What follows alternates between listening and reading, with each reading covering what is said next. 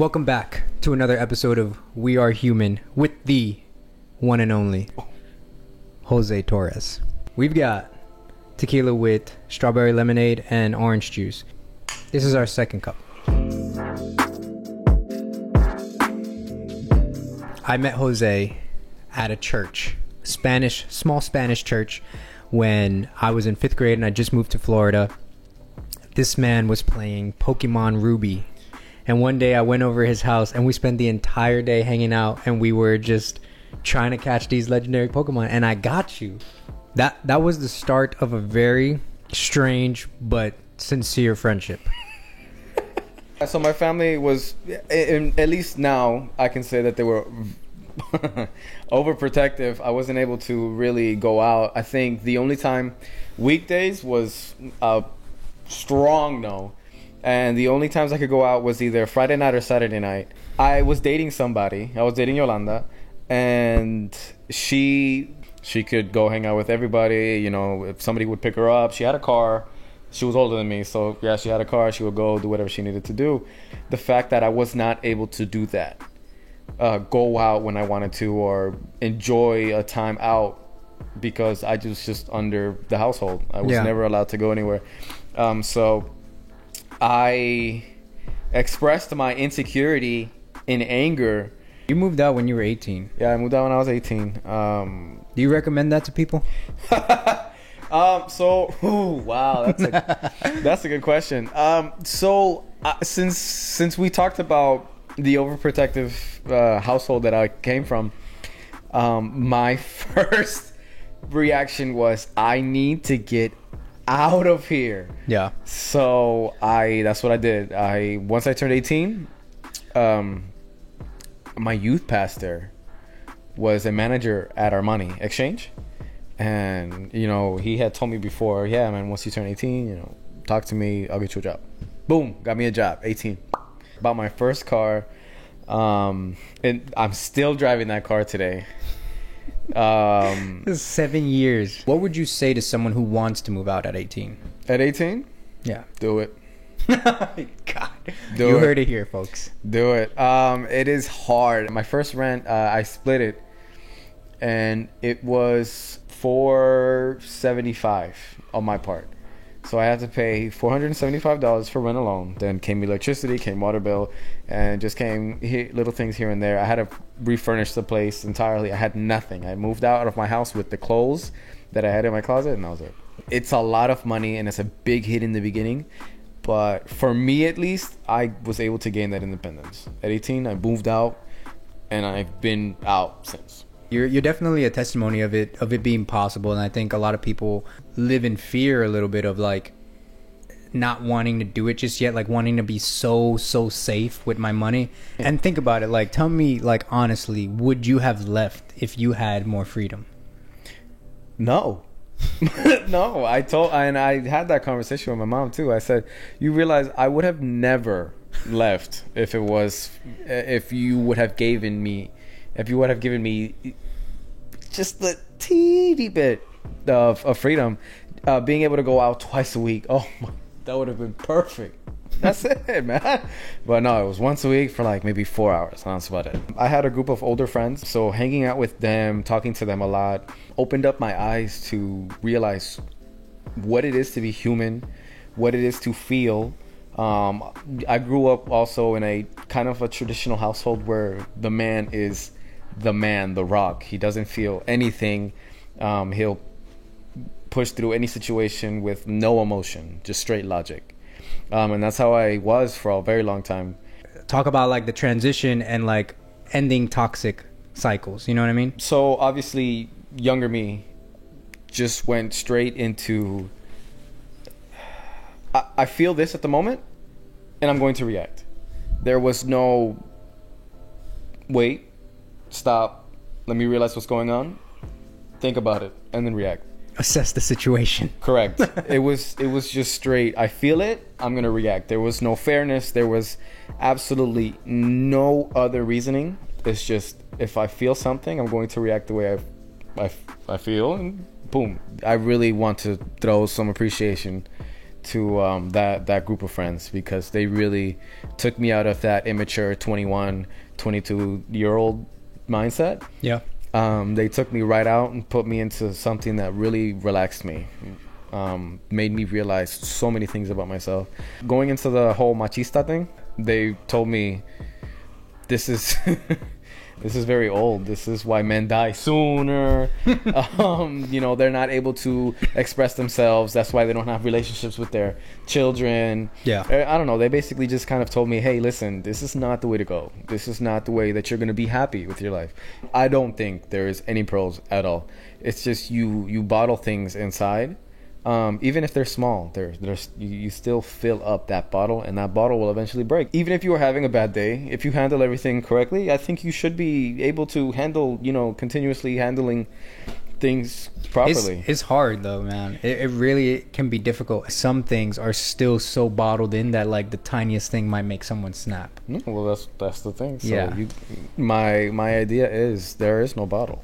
That's the mindset that you kind of have to have. Like, obviously there are some things that, you can't get over, but for me, it's you have to minimize that. I really like who I am. I love myself, man. It's weird to say out loud. As we all should. Right. So it's just, I don't know, man. That's something that I struggle with. Loving yourself is hard for me because when I'm alone, I start to get really into my thoughts, and they start to like pry and they get negative, and I just paint this image of myself that's like really terrible. Mm-hmm. So I'm working through that.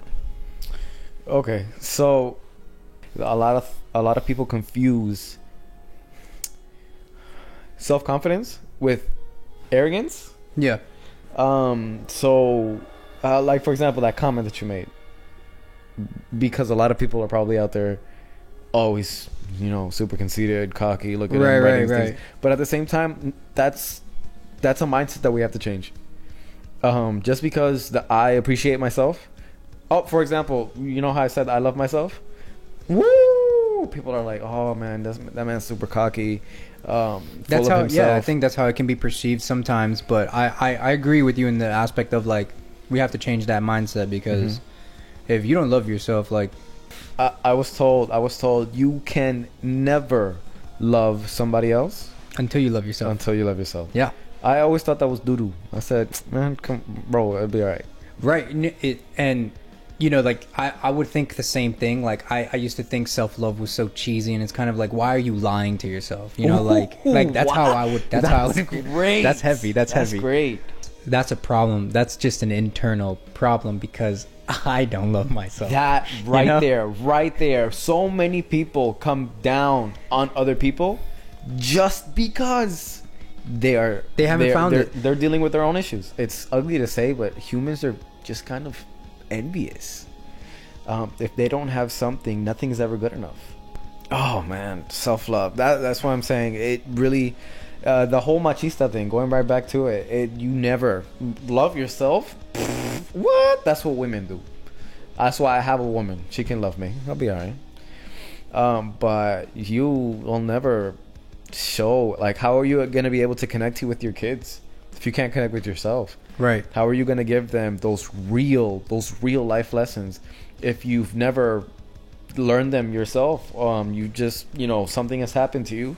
You brush it off, you put it in your bottle, and you let it sit there, and it'll just make you into this old, bitter person. You really need to express yourself. That's what I've learned now. Like, for me, anything that happens, you immediately, for me, this is how I work.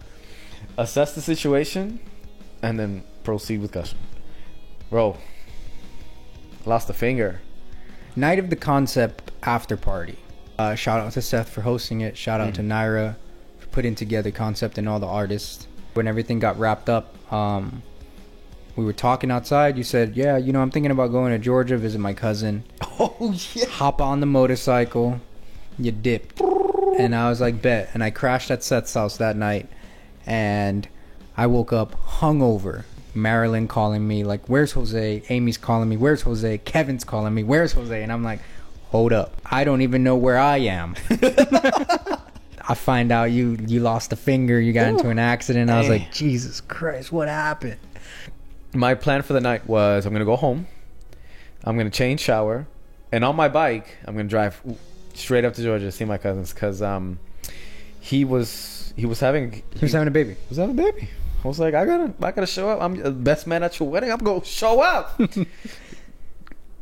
Life had other plans. It had rain a little bit and it was kind of sandy. I lean in, bike slips. I'm like, oh no. So I slow down, but I guess I don't have enough time. And I go for the turn. Woo, slip right into the guardrail. Boom. Like I get off the bike. I stand up and I'm like, woohoo! I'm right there. My plan was, all right, cool. I crashed. It is what it is. Same plan. Shower and go. Lo and behold, right on my right on the periphery, right there. Choo!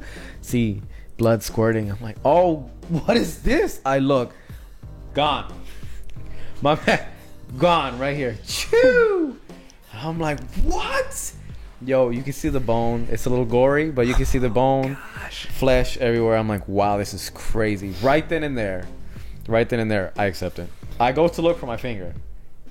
Let me tell you, when you pick up that little thing, you could feel yourself touching it, man. It's a crazy experience ever. Super wild. It was almost out of body, but I was still in my body. But I could touch my body outside of my body. It was craziest thing ever, man. We go from Lake Nona to all the way to ORMC downtown. I don't feel any pain so far. It's just the adrenaline is pumping. I start talking to the EMT lady there, and we start conversating. She just like, you're handling this very well. And I said, listen, it really is what it is. Like that mindset, it is what it is. There's nothing I can do about it. Well, I'm not gonna trip about it. What happens after in the aspect of like how does this work now? Yeah. I immediately started thinking that. So once I realized that, I kind of had the smallest bit of hope that they might have been able to put it back, but at the same time, I looked at my finger and I said, "Listen, this is pretty bad." So I didn't think that they were going to be able to. So I kind of just started accepting it there. I know that this is my guitar hand, so obviously this is not going to be the same anymore. Yeah. But that's also going back, kind of full circle, being in that mindset of, just wow, like I don't even know how to describe it. Just kind of being aware of what you're going through, assessing the situation, and figuring out how to move forward. You have set the tone for your life. As you mentioned, your parents lived a very traditional life. They didn't do a lot of traveling. They were kind of comfortable with the lifestyle that they had, and that was it. It was very routine. Mm-hmm. It was a big routine. Mm-hmm. There's nothing wrong with that, but that's not for everybody. Right. With that mentality and, like pushing forward onto the changes that you're making with your own life, like what else do you want to do and where do you see yourself going, like future endeavors? So I don't want to live the traditional life. I don't want to live the 9 to 5. I don't want to live just the normal life that everyone is living now. I came across the tiny home stuff. It became an obsession. I started looking at it. Tiny homes. Yeah. Realized that people can convert buses. People live in vans now. They trashed the idea that people have to live the routine life. And I kind of sat there. I said, I can do this too. I want to do this too. I don't want to live this normal life. So I bought a camper. My idea is I'm gonna live in it. I'm not gonna spend $300,000 on a house, because I want to move around.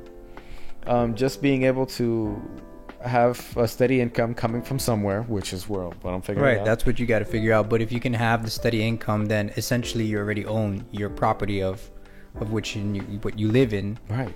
And that property is also what gets you from point A to point B. So you can do whatever it is that you want. Yeah, at that point. That's what I'm saying. So for me, it's ludicrous to some people, but like I said, I think it takes a lot of courage. My end goal would be to travel doing interviews, like We Are Human. Mm-hmm. You know, like that would be the dream, you know, just travel and have conversations with people, strangers, people I know, well-known, like class C or class B celebrities, you know, that'd be the dream.